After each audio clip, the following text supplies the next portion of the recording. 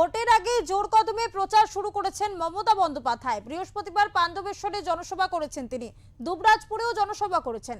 দুবরাজপুর থেকে বিজেপিকে তোপ দেগেছেন মমতা, জানিয়েছেন মোদী সরকার বাংলা দখল করার দিবাস্বপ্ন দেখুক।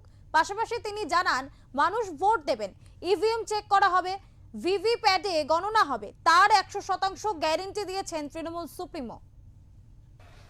কাউন্টিং এর দিন আমি ইভিএম মেশিন ভালো করে দেখে নিতে বলবো। 100% ভিভিপ্যাট ছাড়া করবে না। আর ওরা কিন্তু রাত্রির করবে। আর একটা হচ্ছে অনেক ক্যান্ডিডেট আসামে রিজেক্ট করে দিয়েছে গায়ের জোরে। এই লোকটা তো কোনো আইন টাইন মানে না, বেলাইনের প্রতীক। সুতরাং প্রত্যেকের লয়ার নিয়ে যাবে সাথে করে, যাতে কোনো রকম কোনো বজ্জাতি করতে না পারে।